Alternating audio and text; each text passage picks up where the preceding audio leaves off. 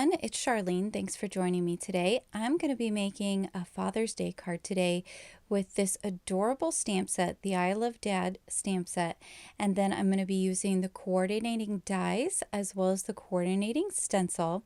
I'm also using the A2 nested pendant dies as well as the border dies that work for a slimline card, the number 9 ones. So let's get started.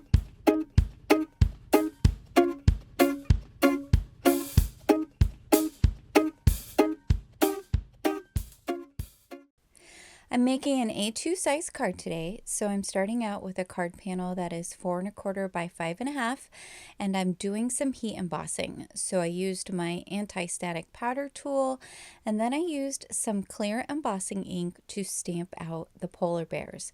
I've used some black embossing powder, and now I'm coming in with my heat gun to melt all of the embossing powder. You also could do this with ink, but I have chosen to use embossing powder because I am doing a technique with the stencils where I use some glitter gel. And I find that the embossing powder, once it's melted, it makes it a little bit easier to clean up the edges of my stenciled image that has the glitter gel in it. And it will make a little more sense as you see me do it. So I'm starting out here with the glitter gel. I've taped down my stencil. This is a brand new container, so I'm just making sure I get it nice and mixed up. And then I have some on my spatula, and I'm just bringing it down from the top to the bottom. I tend to stick with one direction most of the time. I find that makes it a little bit easier to get a smooth and consistent finish. So I make sure I have it all over the entire stencil area, and then I smooth it out by holding my spatula at a slight angle. And if I do happen to get any little nicks or patches where maybe the glitter gel pulls up, then I just kind of go in and pat a little bit more of the glitter gel in. Once I'm done, I can go ahead and clean my stencil as well as my spatula. I'm peeling this up, and this pixie tape from ThermoWeb works so well with stenciling. It does not stick to the paper at all, but it holds my stencil in place, which is awesome. So now I'm coming in with a little weeding tool that I have, and I'm just kind of cleaning up the borders around my stencil area because I want that little nose and some of the edges. I want the black to be more noticeable. This is certainly a personal preference thing, though. You absolutely do not have to do this. You could put glitter gel over the top of the embossing powder or even over the top of ink, and as long as it is translucent, you are still going to see those lines through there. I'm going to be doing a night sky / kind of galaxy background. This is my go-to style when I am putting together a card with a night sky or a space card or anything like that. I always start with black cardstock, because then I already have the black built in. It makes it much easier in my opinion, at least for me anyway. And then I use some white pigment ink and kind of dot it and rub it around in a couple of different places. And then I am coming in with some Prize Ribbon Distress Oxide and some Villainous Potion Distress Oxide. And I'm just sort of putting it here and there around on the cardstock. No real rhyme or reason. I am just trying to sort of keep it spaced out and doing whatever I think is going to look nice. So once I have the two colors down, I'm going to come back in again with some more of the white pigment ink. Do note that you need to be a little bit careful when you're doing this, just because your colored inks can get on your brush and then you don't want to put it into your pigment ink pad and all of a sudden you have a purple pigment ink instead of a white pigment ink. So I just have a paper towel there so I can wipe off any excess ink that happens to get onto my brush in between. So super easy. Once that's done, I am using a little spray bottle that I keep around that I have perfect pearls in mixed with some water. Now you could spray directly, or you could do like I'm doing here. I've just pulled out the sprayer and I'm tapping around so that I get little droplets all over the card. I've set that aside to dry, and now I'm coming in because my other polar bear has dried, and I've put the stencil back down so that I can do the smaller polar bear, the little kiddo polar bear.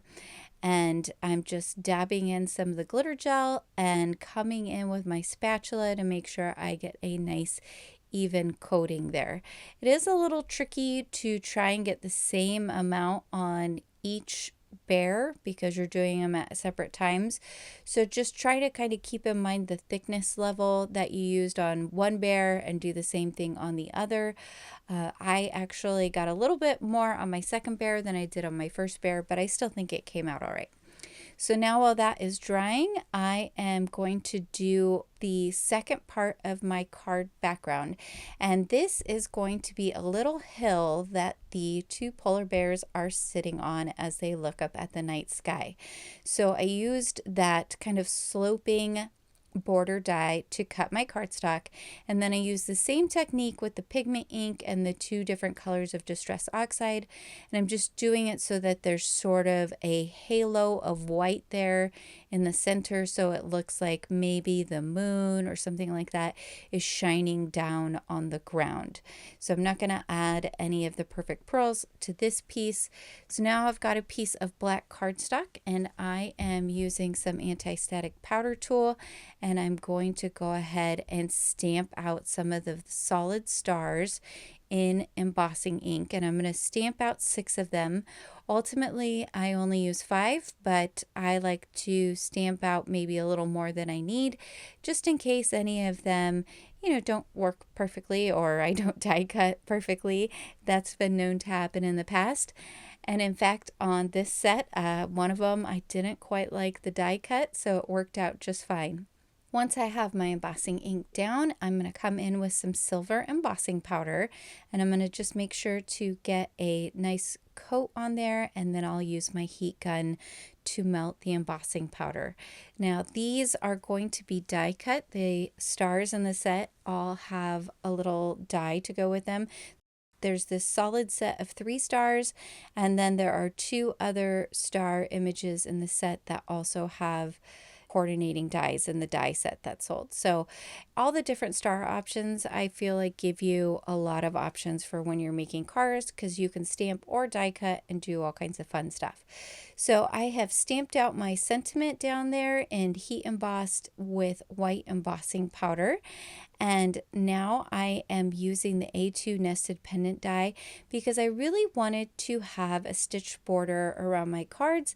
I didn't have one that was just a rectangle, but this pendant die, which is really great for other things, also in a pinch like here can be used to create that stitched border. So you can see I have cut out the top piece and then I flipped it around and cut the bottom. So you're never going to see the little flag part of the pendant because my little hill is going to be covering up the top pendant. Hopefully that makes sense. You'll see as we go along. So now I've used some black adhesive foam squares to pop up my stars all around on that back panel. And then I have cut a piece of black cardstock that is about a 1/16 of an inch from the sides of my A2 card base. So the A2 card base is 4 1/4 by 5 1/2, and then my black cardstock is about a 1/16 of an inch smaller all the way around. So now I've put down my background piece with some liquid adhesive as well. And I'm just going to make sure to get that straightened. And now I have that nice little slim black background around the night sky piece. And then I have a little white border around that as well. I think that adds a nice little touch of dimension and looks really pretty. So I'm using some of the black foam tape from ThermoWeb here, and I am popping up that front hill. And then I'm also using some black foam tape on my little polar bears who are all dry now, and I'm going to get them adhered on the card. So I want them to sit on the hill, so I only put the foam tape underneath the top parts of them so that I could pop that part up so that it would have some stability on the card.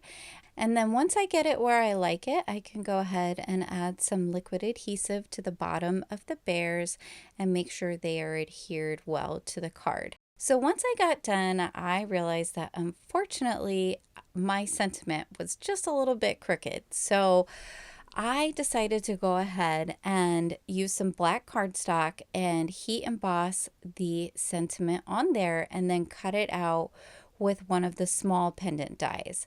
And then to sort of step it up a little bit more, I decided to use this thin piece of silver cardstock, and I'm just gluing it around the edges of the pendant so that way it has a little bit of shine. When it comes down to it, it's kind of a happy mistake because I'm actually happier with this finished sentiment than I was with the one that was stamped on the card. So I guess everything works out. But we all make mistakes, and most of the time they are easily fixed. So don't stress out if you're making a card and you run into an issue. Sometimes it makes sense just to step away for a minute and come back to your card and say, you know, let's see what I can do to cover this or to move this or to add another color. There's usually something that you can do to fix things. So I'm coming in here with some of the black adhesive foam squares, and I'm going to pop this little pendant that I've got my sentiment on. I'm going to pop that right over the top, and no one except you guys will ever know that I had a crooked sentiment on there. So here's my finished card, guys. I hope you like it. I really enjoyed making this card. I think these little polar bears are so cute. Please be sure to like and subscribe, as well as hit that notification bell so that I can continue bringing you crafty content in the future. Until next time, happy crafting.